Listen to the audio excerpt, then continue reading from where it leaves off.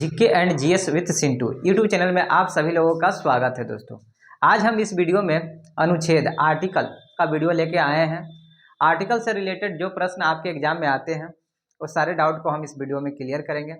अगर शुरू से अंत तक आप इस वीडियो में बने रहें तो आपके लिए काफ़ी महत्वपूर्ण साबित होने वाला है वीडियो। दोस्तों, अनुच्छेद बहुत ही इंपॉर्टेंट टॉपिक है जीके एंड जीएस का, जहाँ से प्रश्न आता ही है, चाहे एग्जाम कोई भी हो, आपका प्रश्न यहाँ से देखने को मिलता है। और बहुत सारे बच्चों को कन्फ्यूजन रहता है, आर्टिकल रट नहीं पाते हैं, तो उनको हम एक सिस्टमैटिक ढंग से बताने जा रहे हैं जो काफ़ी आप लोग को रोचक लगेगा। और इसे याद नहीं करेंगे, इसे बस आप समझ लेंगे एक बार तो आपको याद हो जाएगा। सिस्टमैटिक ढंग से आप एक बार इसे समझ लेंगे तो आपको पता चल जाएगा कि कैसे आर्टिकल को याद करना है। तो आइए वीडियो की शुरुआत करते हैं। दोस्तों, तो हम आर्टिकल को जो लिए हैं दोस्तों, वो मौलिक अधिकार का आर्टिकल लिए हैं। मौलिक अधिकार के जो आर्टिकल है, यहाँ से प्रश्न एग्जाम में बहुत ज़्यादा आते हैं, इसीलिए हमने मौलिक अधिकार के आर्टिकल को कवर किया है इस वीडियो में। तो देखिए, मौलिक अधिकार जो आपका अनुच्छेद 12 से 35 जो है वो आपको मौलिक अधिकार के बारे में बात करता है। सबसे पहले हम देखे हैं यहाँ समानता का अधिकार। 12 अनुच्छेद को इसलिए नहीं लिया है, 12 अनुच्छेद बता देते हैं आपको, याद रखिएगा। 12 अनुच्छेद राज्य की परिभाषा को वर्णित करता है, ये आप बातें याद रखिएगा। और 13 जो अनुच्छेद है ये बताता है कि मौलिक जो अधिकार है उसका अगर उल्लंघन होता है तो ये असंवैधानिक होगा, ये बात कहा गया है। तो ये भी बातें आप याद रखिएगा। चलिए, यहाँ से मेन इंपॉर्टेंट आपका है समानता का अधिकार से प्रश्न पूछे जाते हैं, इसलिए हम यहाँ से बातों को समझाएंगे आपको। देखिए, समानता का जो अधिकार है दोस्तों, वो आपका अनुच्छेद 14 से 18 आपका समानता के अधिकार में बात करता है। जब देश आज़ाद नहीं था तो बहुत सारे असमानताएं थे, बहुत सारे छुआछूत था, बहुत सारे धर्म, जाति, लिंग में लोग बटे हुए थे।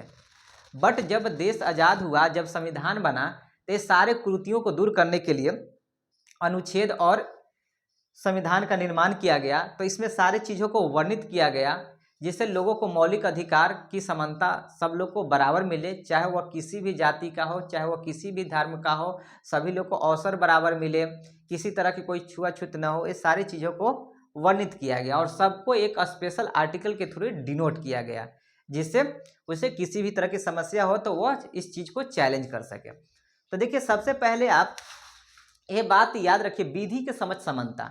जब असमानता थी तो सबसे पहले क्या अधिकार दिया गया, आप देख भी रहे हैं कि समानता का अधिकार। तो सबसे पहले शुरुआत किया गया कि लोगों को विधि के समझ सबको समानता, माने सबके लिए, चाहे वो कोई भी कास्ट क्यों ना, सबके लिए कानून बराबर होगा। कानून में समानता का अधिकार दिया गया, चाहे वह नीच हो, किसी भी लिंग का हो, जाति का हो, धर्म का हो, कोई भी हो, उसे सबके लिए कानून बराबर है। तो जो असमानता था, पहले सबके लिए कानून बराबर किया गया। जब कानून बराबर हो गया तो कहा गया कि आप लिंग के आधार पर, जाति के आधार पर, धर्म के आधार पर, नस्ल के आधार पर भेदभाव आप नहीं कर सकते हैं। फिर ये दूसरा, अब इस पर भी हो गया समानता। उसके बाद कहा कि हमें कानून में समानता मिल गया, जाति के नाम पर हमें समानता मिल गया। उसके बाद लोग कहा कि हमें काम भी तो चाहिए, तो काम के लिए भी अवसर सबको बराबर, लोक नियोजन के विषय में अवसर की समानता दी गई, सभी जातियों को सरकारी नौकरी देने की छूट दी गई, चाहे वो किसी भी धर्म का हो, जाति का हो या कोई भी हो, वो सारे लोगों को नौकरी में समानता दी गई। आप नौकरी, जब नौकरी में आ गए तो उसमें छुआछूत जो था, ये सारी कुरीतियाँ था, ये सारे को फिर खत्म किया गया। फिर जो उपाधि, न कोई राजा होगा, न कोई रंक होगा, इस तरह की कोई भी उपाधि आप नहीं लगा सकते, सारी उपाधियों को फिर उसके बाद अंत किया गया। तो याद रखिएगा, ये जो समानता का अधिकार है, इसमें पहले कानून के समझ सबको समान किया गया, उसके बाद जाति, धर्म, लिंग के आधार पर सबको समान किया गया, उसके बाद नौकरी में सबकी समानता को अवसर प्रदान किया गया, उसके बाद आपका अस्पृश्यता, जो छुआछूत, नौकरी के बाद छुआछूत जो था, अनटचबिलिटी, उसको अंत किया गया। उसके बाद आपकी उपाधि, कोई भी उपाधि, सरनेम आप नहीं लगा सकते हैं, कोई राजा का उपाधि, इस तरह के जो है वो उपाधि कोई नहीं लगा सकते, सारी चीज़ों को अंत किया गया। चलिए देखिए, अब जो आते हैं दूसरा जो है आपका, इसमें मौलिक अधिकार में स्वतंत्रता का अधिकार। क्या स्वतंत्रता का अधिकार?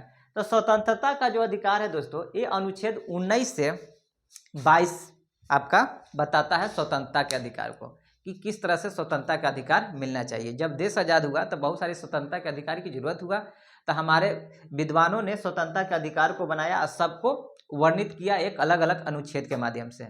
यहाँ से प्रश्न पूछे जाते हैं, आप लोग को याद रहना चाहिए। तो देखिए, अनुच्छेद 19 के अंतर्गत वर्तमान में हमें कुल 6 तरह की स्वतंत्रता प्राप्त है दोस्तों। अनुच्छेद जो 19 है उसमें वर्णित है हम लोगों के लिए अभी वर्तमान में 6 प्रकार की स्वतंत्रता, बट जो मूल संविधान था उसमें हम लोग के लिए 7 तरह की स्वतंत्रता की बातें कही गई थी, जो आपके अभी वर्तमान में एक स्वतंत्रता आपकी हटा दी गई है।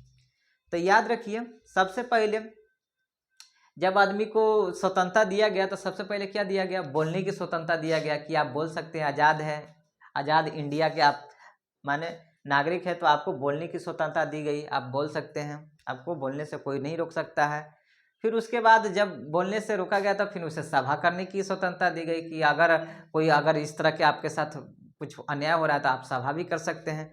अगर सभा हो गया तो उसके बाद उससे भी समस्या होगा तो आप संगठन भी कर सकते हैं, संगठन करने की भी स्वतंत्रता है, आप 10 लोग 20 लोग या कोई संगठन आप बना सकते हैं। फिर संगठन हो गया तो आपको देश में एक राज्य से दूसरे राज्य, दूसरे से तीसरे राज्य कहीं भी जाने की भी स्वतंत्रता होनी चाहिए, ये भी स्वतंत्रता आपको मिल गई। जब ये स्वतंत्रता मिल गई तो फिर आप कहीं पर भी घर भी बना सकते हैं, आप घर बनाइए, बिजनेस कीजिए, व्यापार कीजिए। जब आप घर बना लिए तो उसके बाद आपको व्यापार भी कर सकते हैं। अगर मान लीजिए कि आप जहाँ रह रहे हैं वहाँ क्या करेंगे, नौकरी करेंगे या व्यापार करेंगे या बिजनेस करेंगे, कुछ तो कोई करेंगे, तो इस तरह की स्वतंत्रता दी गई। और अभी वर्तमान में आपके संपत्ति के जो अधिकार था इसको क्या कर दिया गया? हटा दिया गया है। इस तरह से आपकी 6 तरह की स्वतंत्रता दी गई। बोलने की स्वतंत्रता, सभा करने की स्वतंत्रता, संगठन करने की स्वतंत्रता, उसके बाद देश में कहीं भी आने जाने की स्वतंत्रता, उसके बाद बसने की स्वतंत्रता और व्यापार की स्वतंत्रता, ये सारी चीज़ दी गई। और संपत्ति के अधिकार को क्या कर दिया गया है? ये हटा दिया गया है। ये बातें आप याद रखिएगा। अब आगे है आपका अनुच्छेद 20। अनुच्छेद 20 में कहा गया है कि दोष सिद्ध के संबंध में संरक्षण। अगर आप दोष सिद्ध हो रहा है या दोषी पाए गए हैं तो उसमें आपका संरक्षण दिया गया है। आपको संविधान, भारत का जो संविधान है आपको संरक्षण देता है। किस तरह से संरक्षण देता है? तो आपको 3 तरह से संरक्षण देता है। भारत का जो संविधान है दोस्तों, आपको 3 तरह से संरक्षण देता है। जब आपको अरेस्ट किया जाता है तो आपको 3 तरह से संरक्षण दिया जाता है। पहला संरक्षण है कि एक अपराध का एक ही सजा होगा। अगर आपने अपराध किया है तो एक अपराध का एक सजा होगा। दूसरा है कि अपराध करते समय जो कानून बना है उसी के तहत आपको सजा मिलेगा। जैसे अगर आपने अपराध किया है, मान लीजिए कि आज हम अपराध किए और आज का जो कानून है उसी, और बाद में 2 साल 3 साल बाद अगर वो कानून कुछ और चेंज हो गया तो उस कानून के अनुसार नहीं, जिस समय जो अपराध हुआ है उस समय जो कानून था उसी के हिसाब से सजा का निर्धारण किया जाएगा। उसके बाद तीसरा करा कि खुद के खिलाफ गवाही देने के लिए बाध्य नहीं किया जा सकता है। अगर खुद मैं अपराधी और मेरे खिलाफ ही अगर हमें गवाही देने के लिए कोई हमें बाध्य नहीं कर सकता है। तो इस तरह की स्वतंत्रता आपको दिया गया, याद रखिएगा दोस्तों। उसके बाद आपका अनुच्छेद 21 है। अनुच्छेद 21 में आपको प्राण एवं दैहिक स्वतंत्रता दिया गया। क्या दिया गया? प्राण और दैहिक स्वतंत्रता। प्राण और दैहिक स्वतंत्रता यही कि किसी भी आदमी को स्वतंत्र रूप से वो घूम फिर सकता है, उसे प्राण और दैहिक स्वतंत्रता माने उसके प्राण को कोई छीन नहीं सकता है। इस तरह की आपकी स्वतंत्रता दिया गया। और याद रखिएगा 21 के ये बहुत ही इंपॉर्टेंट है, यहाँ से प्रश्न पूछे गए हैं। जहाँ आपका शिक्षा का अधिकार देता है, जो शिक्षा का अधिकार है ये आपका 2008 में ये शिक्षा का अधिकार दिया गया। जो आपका 6 साल का जो बच्चा है, 6 साल से 14 साल के बच्चा को निःशुल्क और अनिवार्य रूप से शिक्षित करने का ये अधिकार आपको देता है, जो एक तरह का मौलिक अधिकार है दोस्तों, इसे जोड़ा गया। उसके बाद आया अनुच्छेद 22। अनुच्छेद 22 में बात कही गई है गिरफ्तारी से संरक्षण। आपको गिरफ्तारी से संरक्षण देने की बात कही गई है। गिरफ्तारी, अगर मान लीजिए आप कोई क्राइम किए, अपराध कर दिए, तो अपराध इसमें गिरफ्तारी से संरक्षण 2 तरह से, एक तो अपराध करने के बाद या अपराध करने के पहले, पुलिस दोनों में अरेस्ट कर सकती है।